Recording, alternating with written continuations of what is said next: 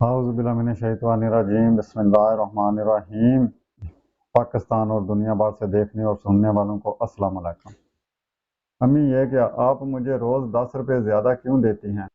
बच जाते हैं। जुनेद की अम्मी ने इसे तैयार करते हुए जैसे ही इसकी जेब में पैसे डाले तो जुनेद ने उनसे पूछ लिया, क्योंकि वो फजूल खर्च नहीं था। जो पैसे बचते इन्हें संभाल कर रखता और बहुत फर्मा बरदार था। बेटा, तुम रोज़ एक ही सवाल करते हो और मैं तुम्हें एक ही जवाब देती हूँ। मैं तुम्हें तुम्हारी ज़रूरत से ज़्यादा पैसे इसलिए देती हूँ कि अगर तुम्हें कहीं कोई ज़रूरतमंद नज़र आए तो इसे दे देना। मगर अम्मी जान, मुझे तो कोई ज़रूरतमंद नहीं मिलता जिसे दे दिया करूं। जुनेद ने कहा, बेटा, ज़रूरी नहीं कि कोई खुद तुमसे कहे कि वो ज़रूरतमंद है, बल्कि हमें दूसरों की ज़रूरत को समझते हुए इनकी मदद करनी चाहिए।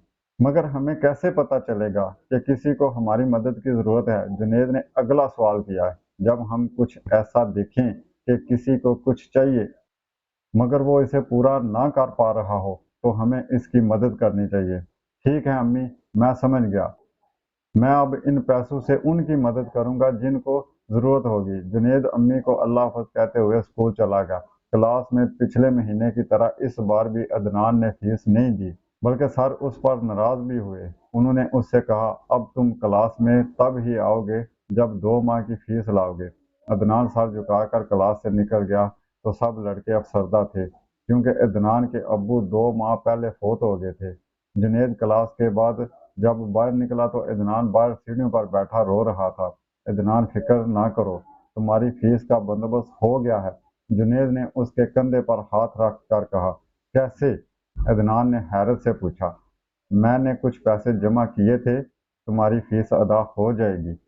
जुनेद ने यह कहते हुए अदनान को गले लगाया तो दोनों की आंखों में खुशी के आंसू थे। वो दोनों खुश खुश सर के पास फीस जमा करवा कर आए। जुनेद ने अदनान से कहा, मेरी अम्मी ने कहा था कि मैं तुम्हें ज़्यादा पैसे देती हूँ ताकि तुम किसी ऐसे इंसान को दो जिससे इसकी मुश्किल आसान हो जाए। अब मैं हर माह तुम्हें फीस दिया करूँगा। मैं तुम्हारा एहसान ज़िंदगी भर याद रखूँगा। अदनान ने कहा, दोस्तों में कोई एहसान नहीं होता बल्कि हक होता है, इसलिए अब तुम्हें फिक्र करने की ज़रूरत नहीं, हम दोस्त हैं और रहेंगे। फिर वो दोनों खुशी हुई अपने घरों को रवाना हो गए।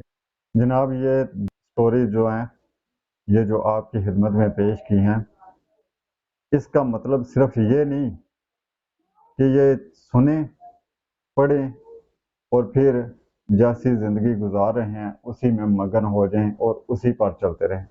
हर बात का, हर स्टोरी का कुछ ना कुछ मकसद होता है, और अगर पढ़ने वालों में से कुछ परसेंट भी, कुछ 3-4% भी अगर उसको समझ सकें और उस पर अमल कर सकें और उसका जो मकसद है उस मकसद को हासिल कर सकें तो लिखने वाले को भी उसका अजर मिल जाएगा और पढ़ने वाले को भी और सुनाने वाले को भी। और जो उस पर अमल करेगा उसको तो अजर मिलना ही मिलना है और अल्हम्दुलिल्लाह ज़रूर मिलेगा। वो भी यही है कि अगर आपके पास तौफीक हो तो आपको ऐसे लोगों की मदद करनी चाहिए जो कि मांगते भी नहीं हैं और उन्हें ज़रूरत भी होती है। वो ज़रूरतमंद भी होते हैं और मांगते भी नहीं हैं। ऐसे लोगों की मदद ज़रूर करनी चाहिए और ढूंढ के करनी चाहिए। बहुत मेहरबानी, शुक्रिया। अपना बहुत बहुत ख्याल रखिएगा और हमें भी दुआओं में याद रखिएगा। फी अमान अल्लाह।